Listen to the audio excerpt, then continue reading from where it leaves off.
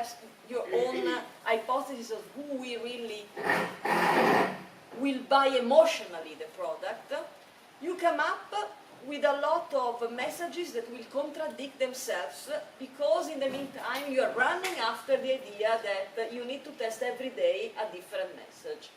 And honestly, I've seen something like that in the online travel business. Lastminute.com, for example, that is a group of many outlets. What is happening now in the online travel business is that they are becoming commodity, really commodity. It's very difficult to get into an emotional value for something that you can find everywhere.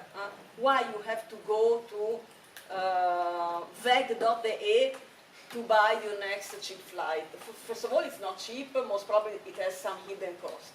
So the model itself is a kind of let's call it fake.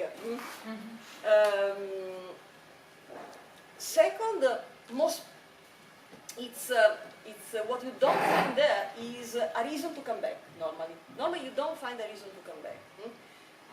That generates a need to buy the customer every time via performance marketing. I don't know how you're making your growth marketing here, no idea, but my 5-cent piece of advice is that you cannot build any sustainable model if you have to buy every time your customers new, and then you do not really work on how to create a relationship with this customer.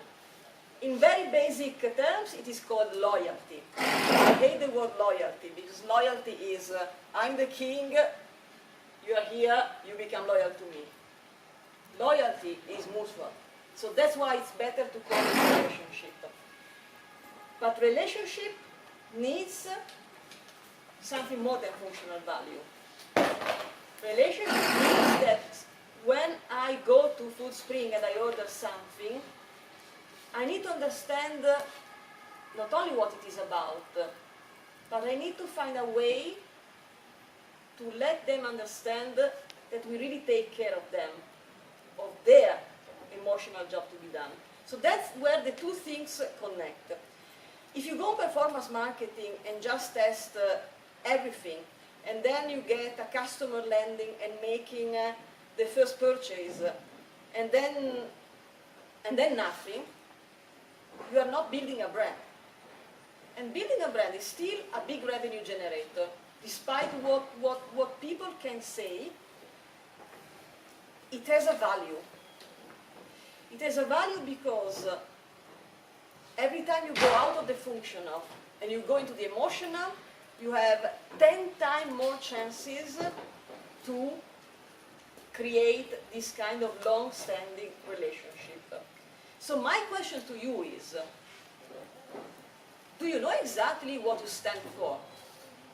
Do you have in mind some hero customers with whom you can really develop on a one-to-one basis? I would even say calling them, develop such a relationship. At the very beginning, Red Bull was nothing about big campaigns.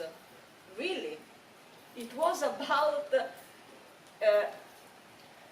taking people on the ground, real people, talking to the few real customers they started to acquire, and then igniting so much passion because they saw real faces, really passionate about living life.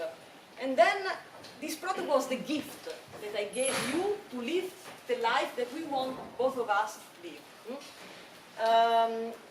So do you know what you really stand for? Do you know who is your hero customer? Sorry, but by hero customer, because I know a lot of customers, but for sure they're not hero. Like, is it okay Hero. if we start, Okay. if we start talking and building a relationship with the one that actually are there, or you think it's better if we find the only hero and we start from him? Most probably you have already some heroes that are hidden.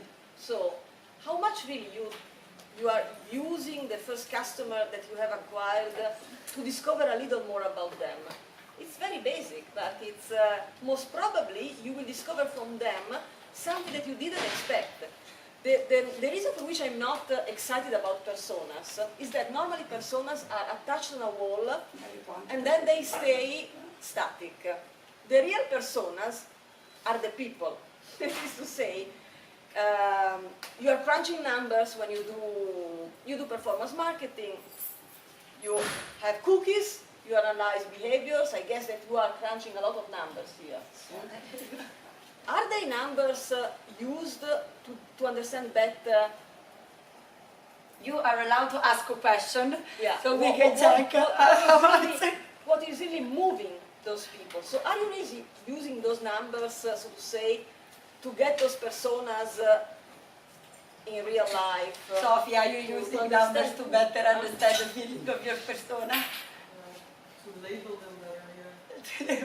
Like demographics or psychographics? Both ways. Rather purchase behavior.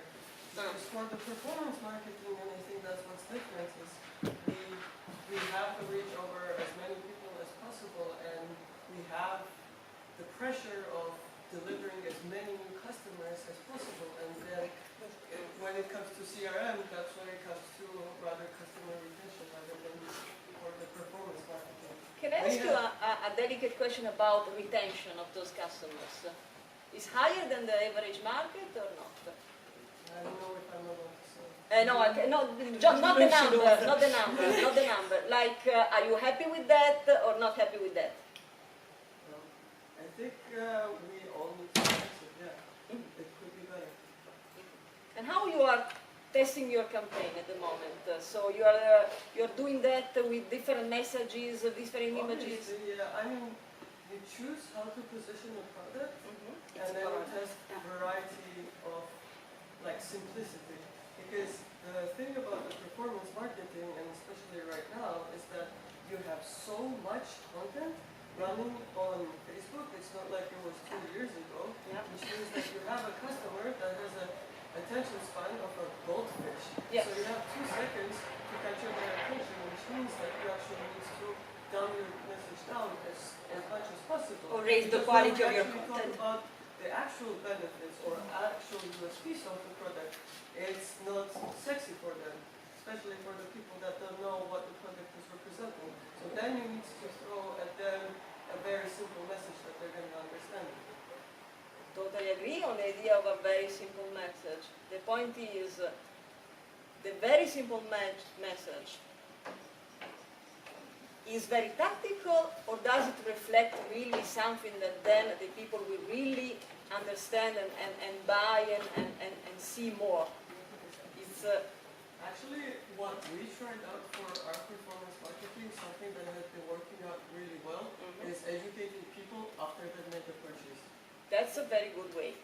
So what we would do is, for instance, we have this product Shape Shake, and when people would buy it, because they have this like expectations. I mean, we have all the information on the PDP, but on the other hand, our pages are so long, people never really read it, you know? Yeah. So you always, at every single step, you need to simplify it and dumb it down and make it sound professional at the same time as well. So Yeah. what we would do is send them articles about how to lose weight with protein shakes, or how to train better. Because and something that that- made them understand it better.